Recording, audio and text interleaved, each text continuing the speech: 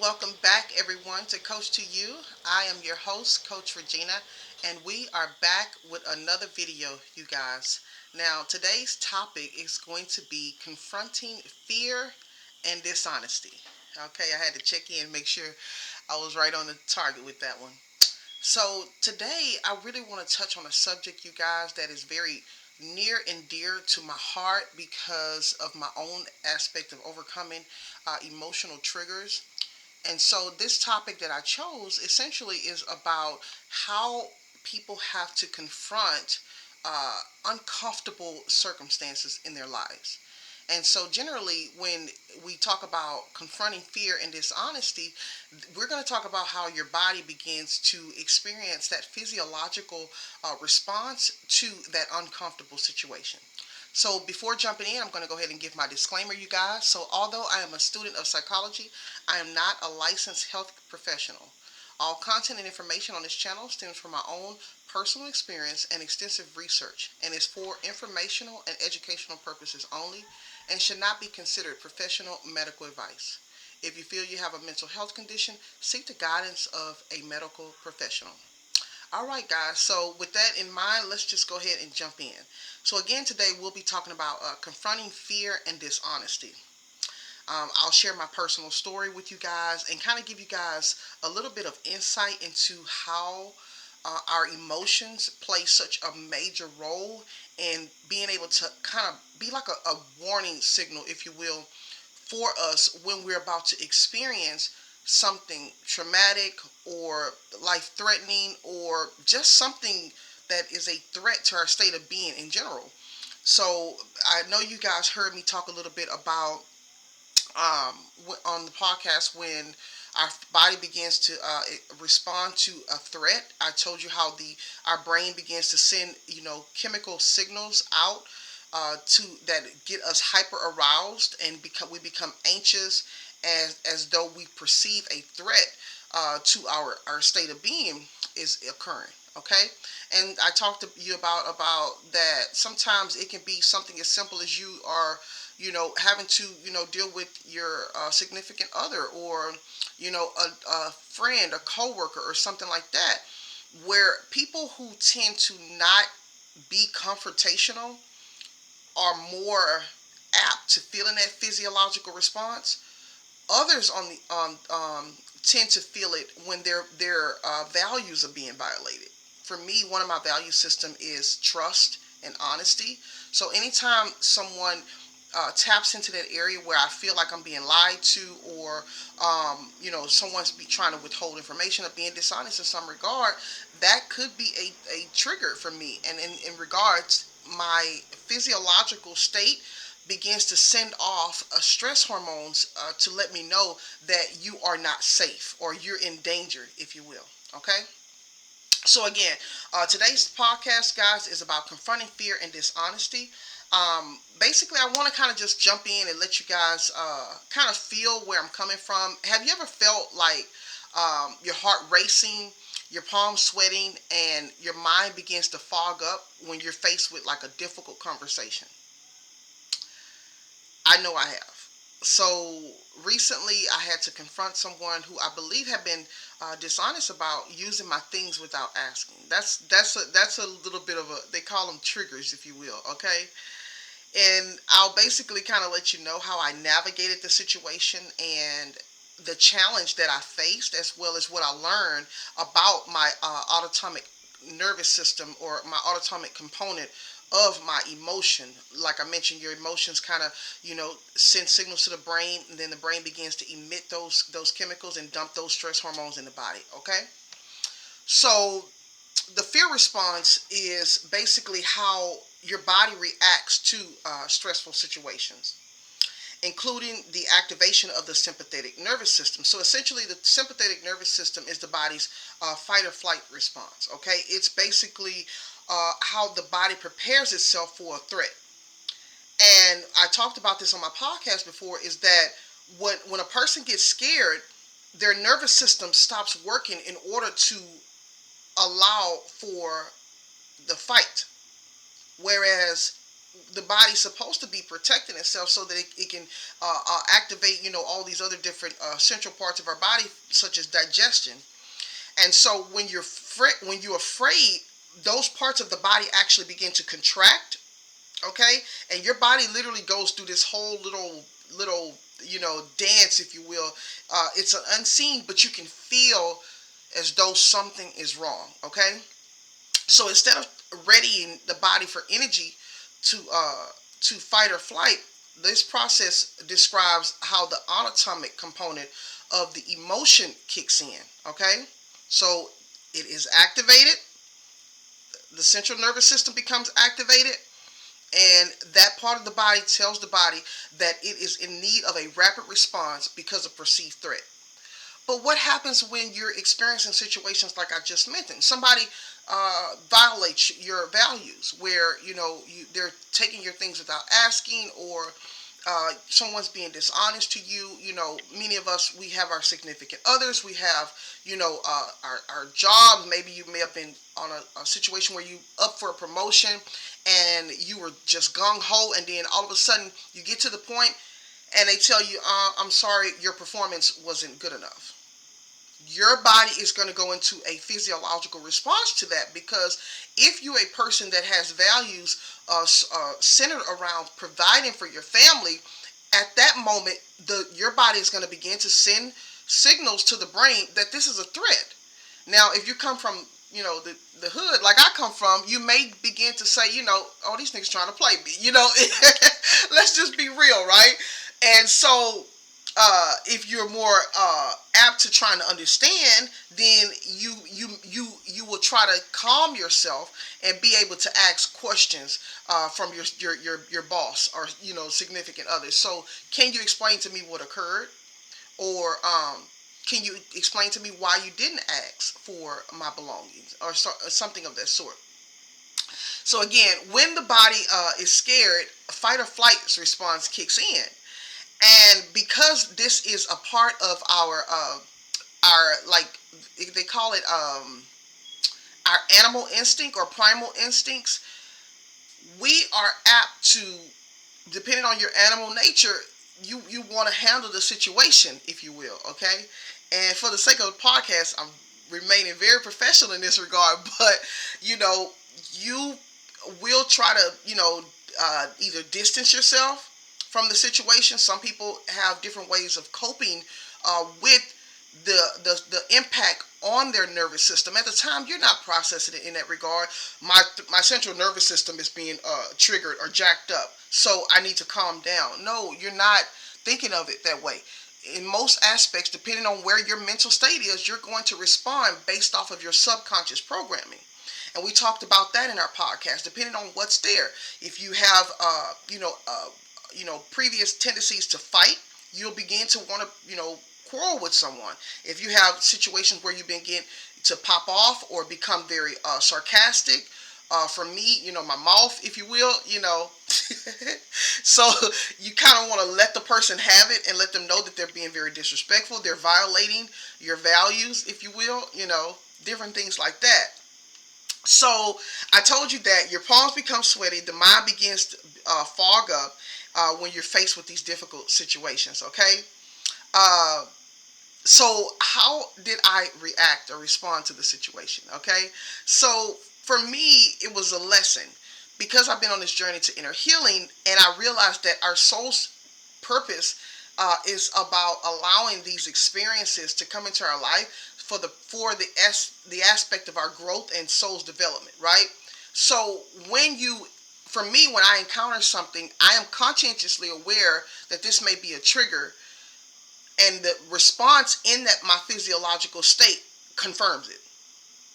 So again, because of my growth and where I am in my own internal healing, I can begin to discern that this is something that's dealing with my soul, where I need to deal with it, and my physiological response confirms it.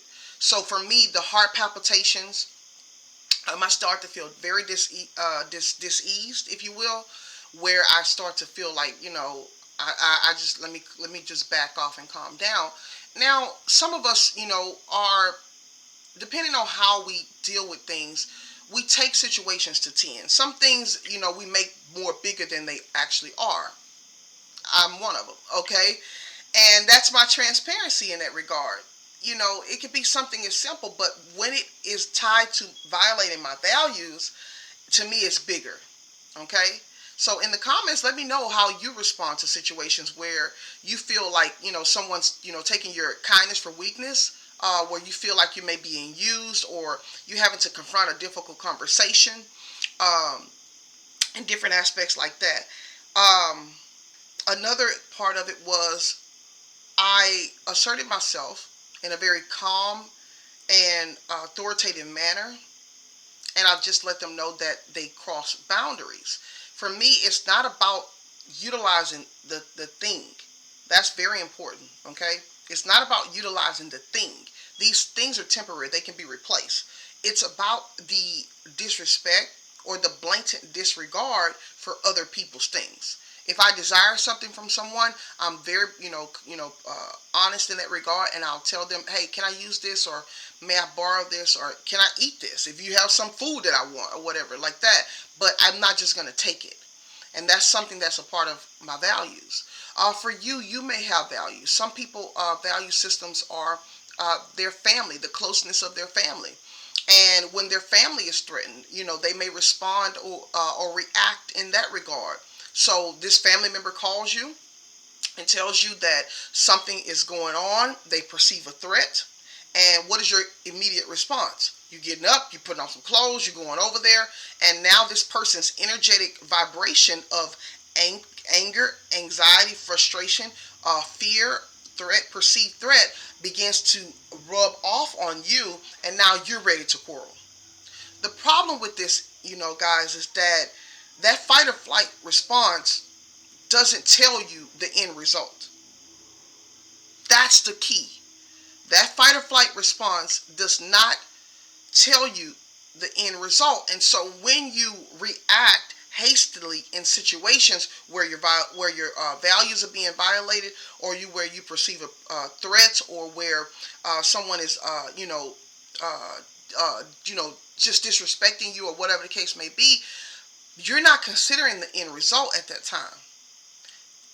Because of the primal instinct is all about instant survival, your immediate thing is to resolve the threat. And that's the part that on this journey of inner healing and self-development, is that we have to begin to examine the way our subconscious programming, the way those parts of past trauma, hurts, and different offenses are lodged there. And so when circumstances occur, we're not processing it from this new state of right now, the present moment reality. We're processing it from the past hurts and traumas that are lodged in our subconscious programming. And so when that occurs, depending on that level of mindset that we are at the time, something occurs, and the end result often is catastrophic. Often you said something that you can't take back. Often your behavior may have demonstrated something. It can be something that simple, and you're at your job and you react in that way, and the boss like, wow, I never seen George like that, for a lack of, I never seen him respond that way. So now George has a new nature, because they're never going to forget that incident when you flipped out. So being able to know how confronting fear and dishonesty shows up in your life, and how your body responds physiologically, can help you navigate these challenging situations in a way that you are able to exercise growth, responsibleness, maturity, emotional intelligence, and sound judgment. That is essential for your soul's evolution, and being able to go about life without having to have that guilt and consciousness, guilt on your consciousness, feeling shameful because of your actions. All these different things, there are dark energies that feed off of those different emotions. So yeah, you may say, okay, well, I did what I did, and I'm okay with it, right? But on the flip side, what we're not aware is that there are unseen forces that feed off of those negative energies of shame, guilt, fear, and different things like that that we may be operating in because of a perceived threat and our inability to handle it correctly. Okay? So I talked about how I asserted myself, how I was able to calm myself and express myself in an assertive and authoritative manner. Because I was speaking so calmly, I was also able to focus my thoughts on the fact that this person is not my enemy. And that is crucial also when you're dealing with situations like this, because as soon as your body perceives a threat and your subconscious portion of your mind perceives that person as an enemy, that is a win-win goal for a catastrophic event. Have you ever been around family members where you may be having a gathering or something just normal just happening, and cousin so and so says something to the other cousin, and because these two cousins have past unresolved issues, these two end up scrapping at a family event? Well, that's how it works. When we don't deal with our soul's convictions, the traumas, the things that we need to, heal from, they're literally just sitting there waiting for a trigger.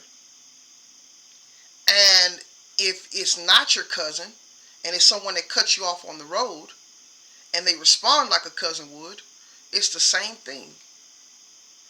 Your body looks for that chemistry of familiarity and the ability to feel those negative emotions, because that's what we tell it is familiar to us. On my previous podcast, I talked about placing new thoughts, new affirmations, and things, affirmative statements in your subconscious mind, so that you can be able to reprogram it with more positive statements. And if you do it repetitiously, it says that your brain begins to create new neural pathways that your brain looks for that outcome and experience. So in this regard, as opposed to as you're reprogramming your brain saying, I am calm, I find it easy to resolve issues. I find it easy to assert myself when my values are violated. I am not my triggers. I am able to overcome difficulties with ease. And as you're doing these things repetitiously, right, it is stated that, the brain begins to pick up on it and it looks for that as an outcome. And that's what I just mentioned earlier. So guys, that's basically what I wanted to touch bases with you guys on. Confronting fear and dishonesty, and how fear impacts our nervous system. Okay, the body can't be in two states at one time. It's either operating in the rest and digest, which is homeostasis, where your body understands that all is well. Okay, or it's operating in the fear or fight or flight response, and under the guise that there is a perceived threat. And as the day goes on, the more stressed out we feel, the more we're operating in that state. And the longer you stay in that state, again, the body can't be in two states at one time. It's either healing you or it's fighting for your safety and wherewithal. Okay? It's your choice. This is something that I am still learning. I don't have it all figured out. But what I am learning, that I have a choice. That's what you need to understand. You can choose to be in a state of happiness, calmness, understanding, joy, compassion, tolerance. You can choose that, or you can choose to be in a state of angst, fear, anxiety, dread, worry, pessimism, all these different lower level frequencies, and you can continue to experience that in your life, because essentially it is energy that we put out into the universe, and according to the laws, like attracts like, you begin to attract more of those experiences in your life. My name is Coach Regina. I want to thank you guys for taking time to watch my podcast. See you next time.